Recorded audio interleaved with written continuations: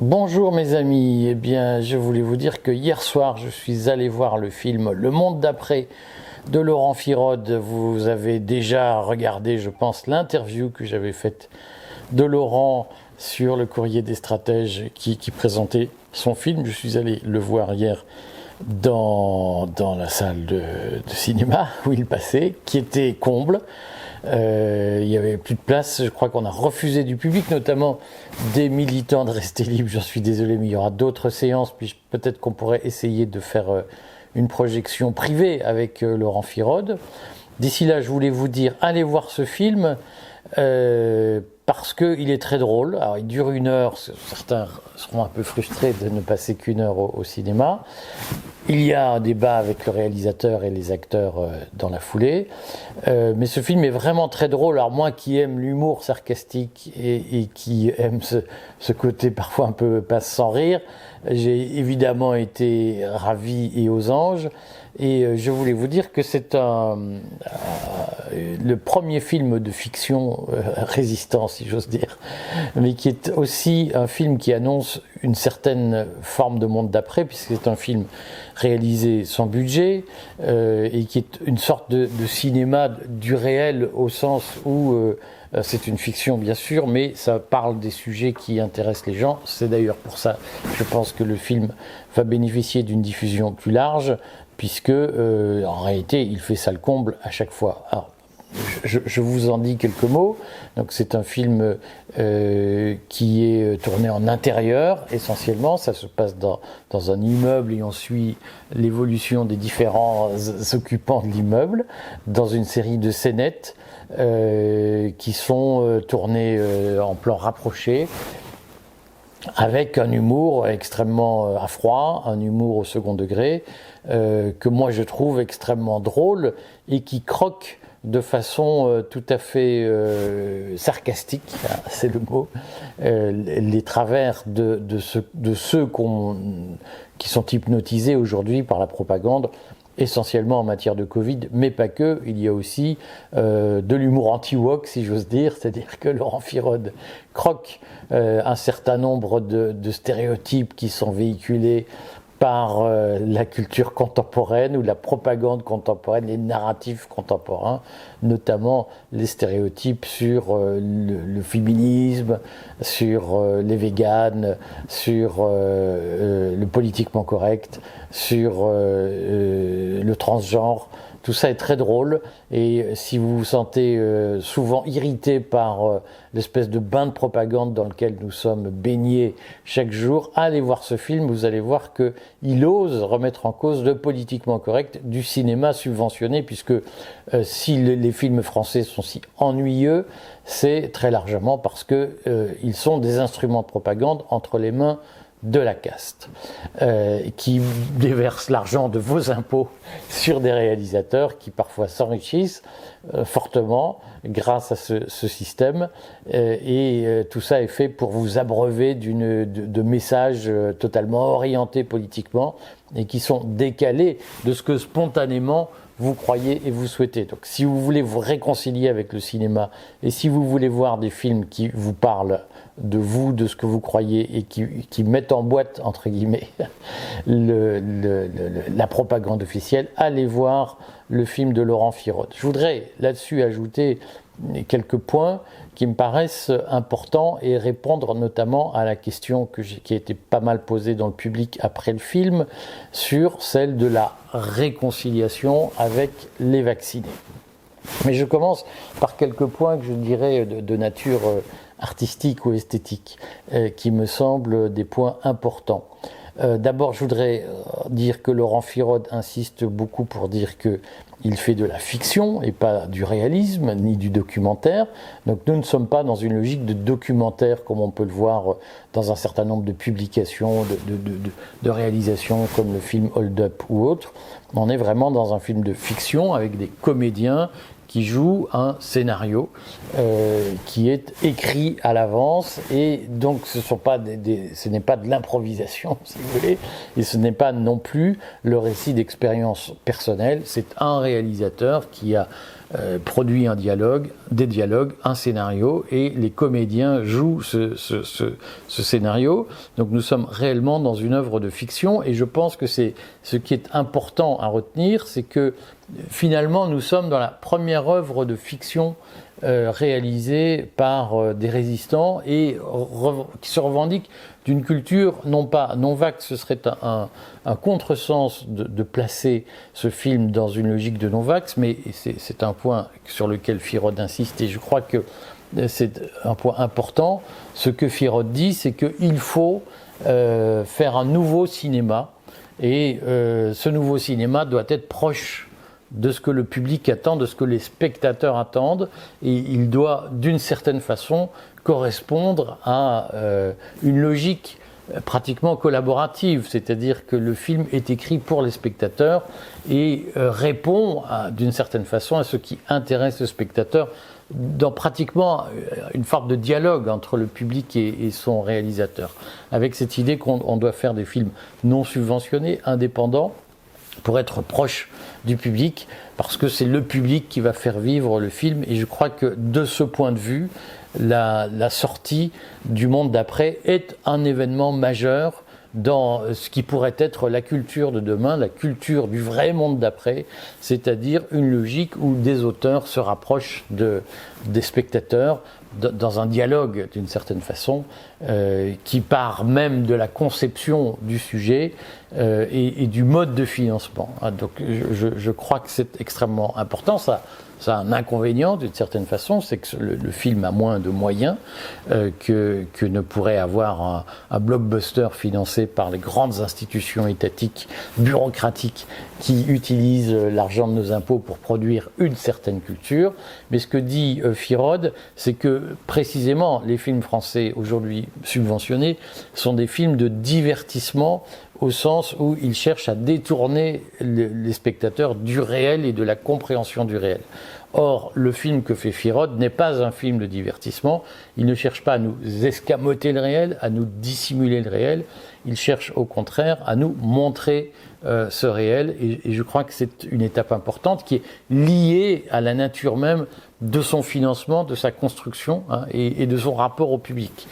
Donc je voulais vous dire que de ce point de vue, je pense que c'est un film extrêmement important, pas seulement parce qu'il est drôle, pas seulement parce qu'il fournit une arme idéologique qui, de mon point de vue, est très forte, même si ce n'est pas un film à message, comme on dit, mais c'est un film qui se moque, rend risible les traits de la propagande véhiculée par la caste et les comportements que la caste a attendu de nous, notamment cette obsession du masque partout. La première scène du film est très drôle, mais j'insiste, ce n'est pas un film anti-vax, c'est un film anti-culture dominante, anti-hégémonie culturelle de la caste, et de ce point de vue, je crois qu'il est très réussi, et que si vous êtes agacé par ce dont on nous abreuve à longueur de journée, allez le voir.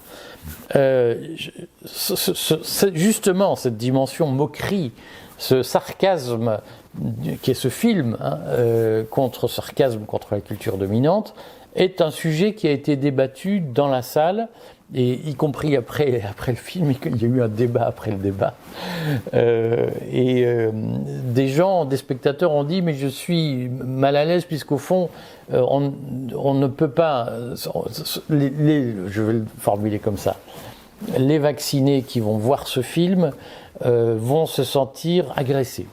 Et nous ne devons pas agresser les vaccinés, nous devons nous réconcilier avec eux.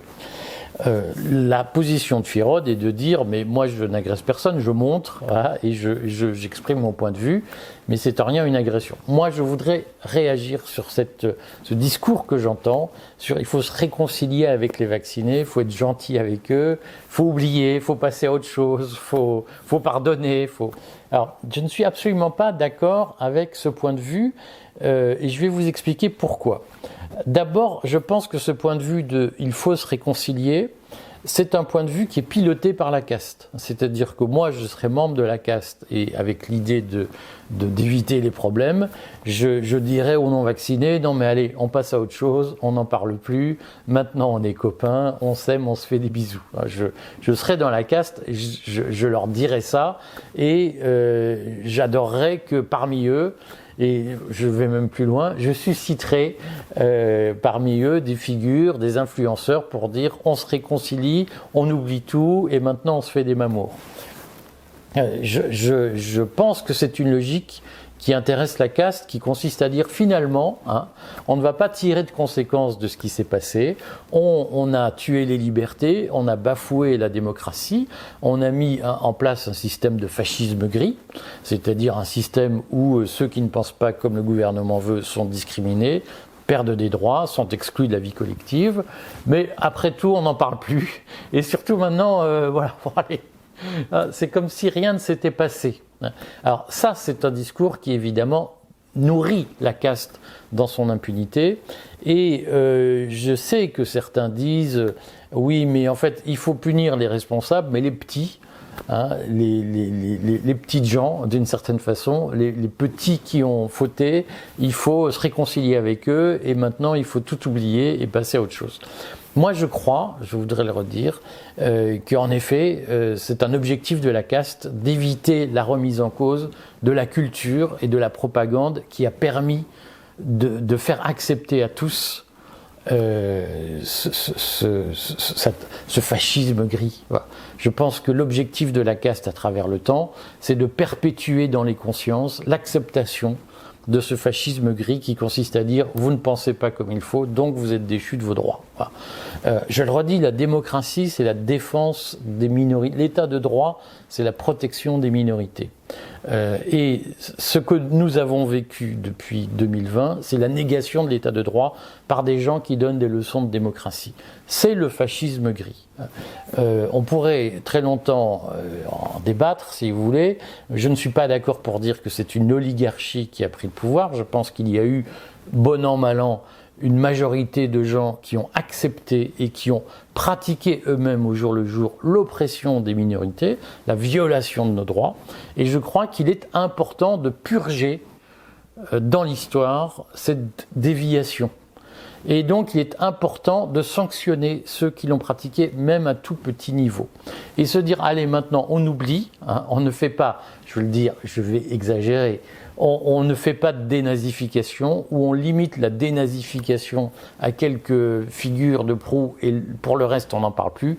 Je pense que c'est une erreur car le problème n'est pas de juger les gens, le problème n'est pas de punir les gens, le problème est de changer la culture et de faire en sorte que cette espèce de passivité dont nous avons souffert, elle soit mise sur la table, traitée et qu'elle fasse l'objet d'un dépassement collectif. Et ce dépassement collectif, bien évidemment, la caste essaye de l'étouffer en disant mais non, allez, on se réconcilie, on se fait des mamours, on jugera Véran, on jugera je sais pas qui, et pour le reste, on ne parle plus de rien.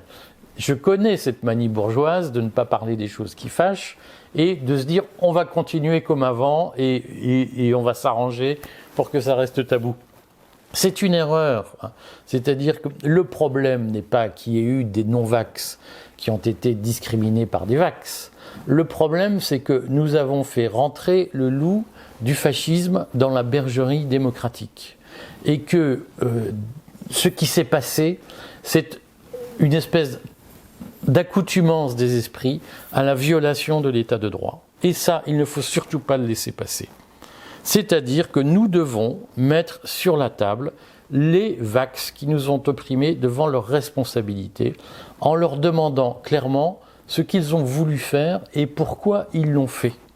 Et ça suppose qu'il n'y ait pas de réconciliation. Ça suppose qu'au contraire, on mette en procès la culture que ces gens ont véhiculé, et il faut que, d'une certaine façon, nous évitions que ça ne se reproduise en mettant clairement sur la table ce que certains nous disent maintenant qu'il faudrait cacher. Et ça n'est pas possible. Moi, ce qui m'intéresse, c'est pas de savoir pourquoi Véran a fait ce qu'il a fait, ou Macron a fait ce qu'il a fait. Bien entendu qu'il faut les juger, c'est une évidence, je n'ai pas d'état d'âme là-dessus. Mais ce qui m'intéresse aussi, c'est de savoir pourquoi le contrôleur SNCF a joué aux petits fascistes en faisant, et tous ne l'ont pas fait, tous ne l'ont pas fait, mais ceux qui l'ont fait, qui ont fait de l'excès de zèle, à vérifier les passes, à dire finalement je suis rentré dans une entreprise publique pour persécuter une partie du public. Ça m'intéresse de savoir pourquoi ceux-là l'ont fait. Ce qui m'intéresse, c'est de savoir pourquoi j'en vois encore certains petits commerçants, certains restaurateurs, certains cafetiers ont fait de l'excès de zèle sur les passes sanitaires en disant aux gens dont ils vivaient, parce que rappelons-le quand même, le quoi qu'il en coûte, c'est-à-dire les subventions accordées aux entreprises pendant le Covid, ça a été apporté aussi par l'argent des non-vaccinés. Ce qui m'intéresse, c'est de savoir pourquoi ces gens-là ont vécu pendant un certain temps avec l'argent des non-vaccinés, en leur disant, mais vous payez pour que je puisse fonctionner, mais en revanche, je ne veux pas de vous dans mon établissement. Et certains l'ont fait avec excès de zèle. Il est indispensable que nous comprenions pourquoi, et que pour les générations futures, nous expliquions que ça n'est pas possible de se comporter avec autant de passivité vis-à-vis des propagandes gouvernementales. Je vais le reformuler.